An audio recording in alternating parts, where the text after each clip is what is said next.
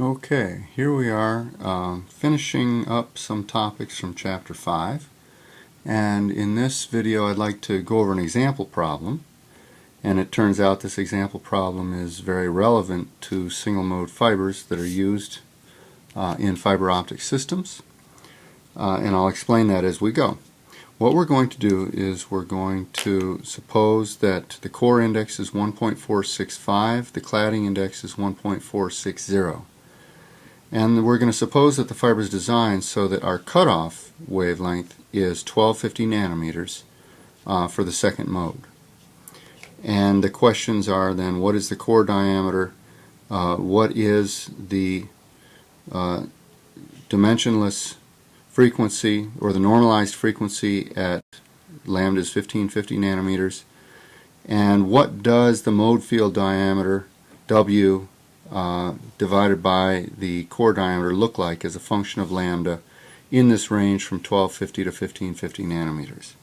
This is very much like the example problem number 5.6 in the text, plus some of the discussion that comes in a later section referring back to that problem.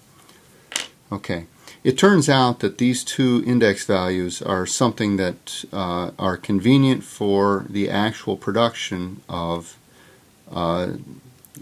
silicon oxide optical fibers. And so this is a very realistic set of indices sort of given to us by the material system. So the first thing I'll do is I'll plot the effective index versus the normalized frequency. And my effective index will run from N2 up to N1 as usual, and we will have our normal usual mode plot that looks something like this. And we know that the cutoff between the cutoff for the first mode is 2.4 for the normalized frequency. And so when the normalized frequency is below 2.4, we have single mode behavior.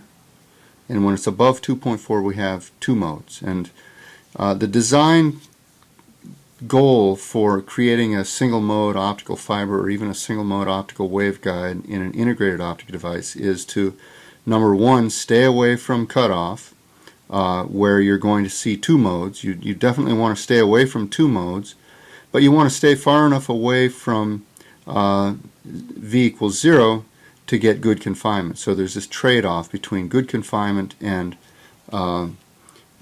getting too close to the cutoff. And we talked about that trade-off a couple of videos ago, and when we were talking about single mode step index fibers, and we showed this diagram, and we said that when the normalized mode field diameter is about 1, we have well-confined modes.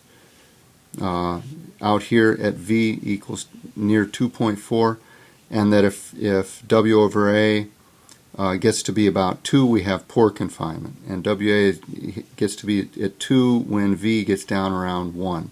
So our target V, our target normalized frequency, is something like 2, and that keeps us away from two-mode behavior, and it also gives us a fairly well-confined mode. So we'll see that this problem is very realistic in that regard. So the first thing I'll do is I'll solve for the core diameter. So we know that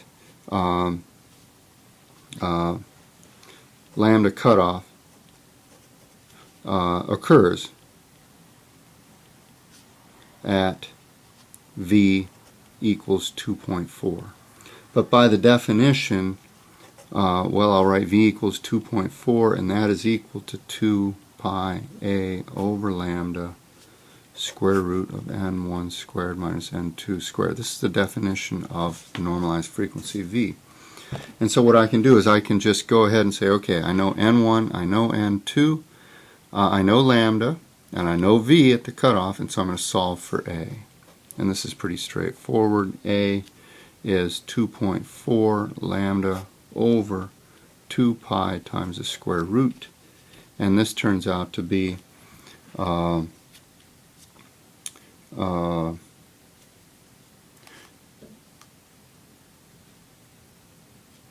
when you plug everything in, 3.948 times 10 to the minus 6th meters, or 3.948 micrometers. In other words, the core diameter,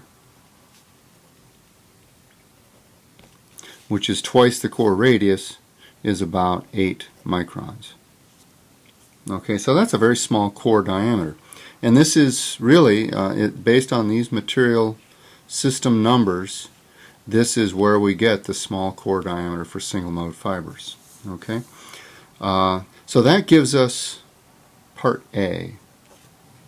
And in part B, I'll continue on, and we're going to find V at 1550. Well, it turns out that, we're just going to go ahead and plug into the equation for V. We're not going to set V equal to 2.4 now. We're going to use the A we just found, the N1 and the N2 that we know, and plug in the lambda as 1550. And so V is 2.4 times 1550 times 10 to the minus 9th meters times 2 pi over that square root value. And this comes out to be, when you plug into it, 1.94. And so this is, as I mentioned, this problem is very nice because this does give us that target value of V, which is 2. Okay, so this is large enough to have good mode confinement,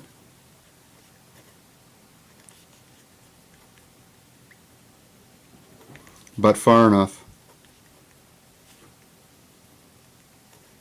away from 2.4 to avoid the second mode. Okay, either one is a horrible situation in your waveguide. You have to avoid the second mode, and you have to get good enough mode confinement that your loss is low.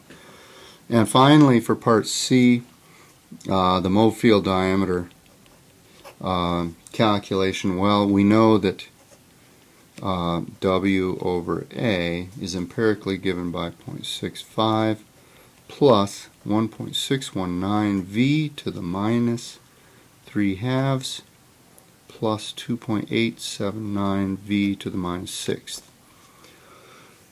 And I'm just going to show you the result. You can make a little spreadsheet that does this if you want, where V is a function of lambda now.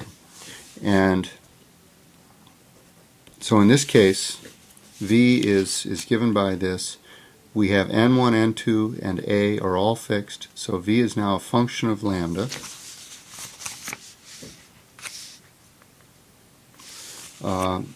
When with N1, N2, and A fixed.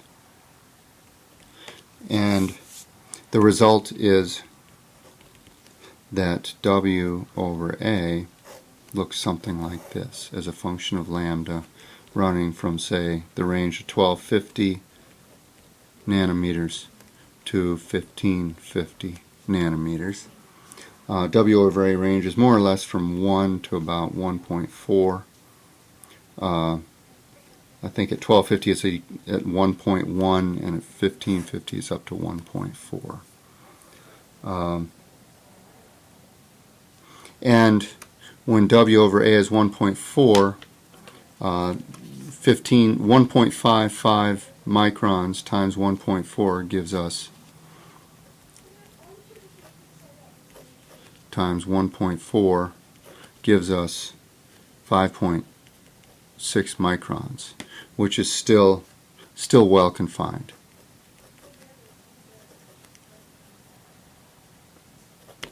Okay, so this is the example problem that, as I say, gives us a pretty good picture of what standard single mode fiber looks like. And what I'm going to do now is I'm going to show you what the spec sheets for probably the most famous single mode fiber looks like. And I'm going to pull out the spec sheet for the latest Corning SMF 28. Okay, so SMF 28 is Uh-oh. Have I been off the edge of the screen the whole time? Yikes. Hope not.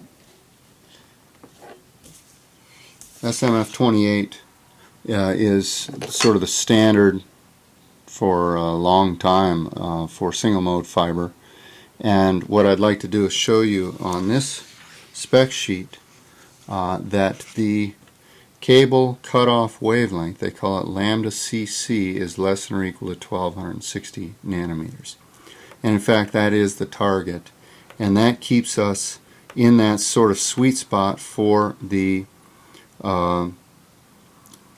normalized frequency of 2, okay, as we've just shown in our example problem. So we'll come back to these spec sheets. I'll show you a whole bunch of these later, but this is a nice example problem. It's very much like example problem 5.6 from the text.